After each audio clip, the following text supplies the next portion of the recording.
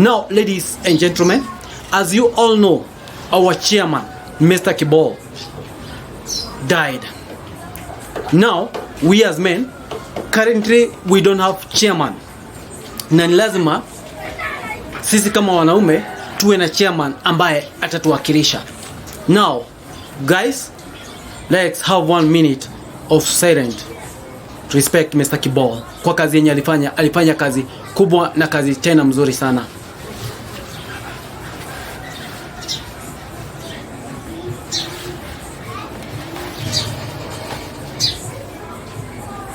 Thank you.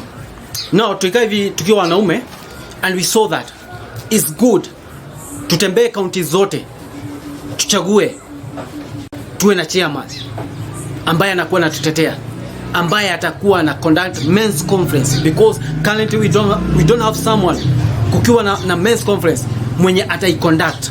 Now, ladies and gentlemen, we ask the guys who are interested kuwa chairman wa men wapeane majina yao. Now we got 3 names. Number 1, mwenye alituma jina yake ni Maina Kageni, you all know him, Rington Apoko and Andrew KIBE. To make this process open and to make this process free and fair, we went to all counties, from county number 1 Mombasa to county number that is Nairobi, and we asked men who do they want to be their chairman. Walikuja na maoni tofauti na pia walichagulia yule mwanaume wanaona is capable to be men's chairman. Mwanaume ambaye anaelewa mashida ya wanaume, mwanaume ambaye anaelewa ile wanaume wanapitia. Now, ladies and gentlemen, this is the time. Tulipoenda kaunti zote, wanaume walichagua as follows. Number 3. Hii ni kula ambazo watu wote walipata. Now I'm starting from number 3. Number 3, Rington Apoko alipata 0.001%. The reason being, wanaume walisema Rington Apoko bado hajaoa na hajui mashida za wanaume ile wanaume wanapitia. Number 2, Maina Kageni. He got 3% of the votes casted. Reason being, wanaume walikuwa nasema Maina Kageni akienda kwa show kazi yake ni kutetea wanawake. So most men waliona hakuna haja awe men's chairman. Ladies and gentlemen, this is the time. This is the man who won, na mwenye from now henceforth, from today, with immediate effect, atakuwa men's chairman. Andrew KIBE, Mr. Kafukusui, Mr. Lambistic, Mr. Puny is our chairman from today.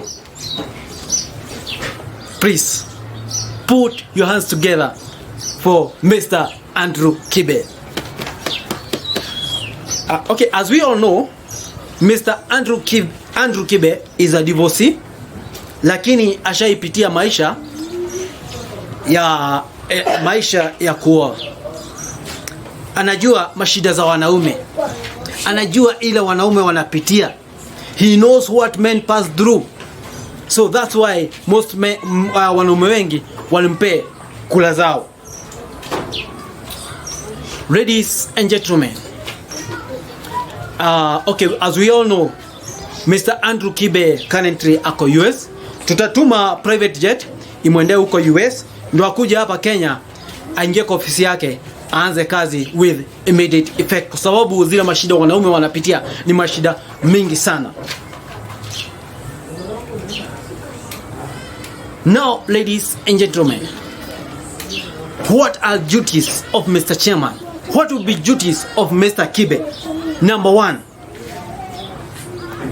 to conduct all men conferences from 2023, because he's the chairman.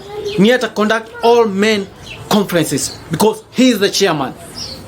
Number 2, to take the grievances of men to the government. Number 3, kutetea wanaume. Number 4, to deal with kakenodhia. Number 5, to deal with kafukusui. Number 6, to punish men who go astray and who go against the will of men. Now, as from today henceforth, men, Andrew KIBE is our chairman. If you have any grievance, if you have anything, ukiwa na kitu inakusumbua, please take it to Mr. KIBE. Thank you so much, Mr. KIBE. Congratulations. I wish you all the best. It is not easy to be to kuwa chairman wa wanaume. Wanaume wanapitia mashida mingi sana huku nje, but we know you have capability. We know you are capable of this. Thank you so much, guys, and God bless you. Na wanaume wamefurahia sana. Now, Mr. KIBE, the office of men's chairman is yours from today with immediate effect. Thank you so much. God bless you. Na mkutano imeisha. Thanks so much, guys.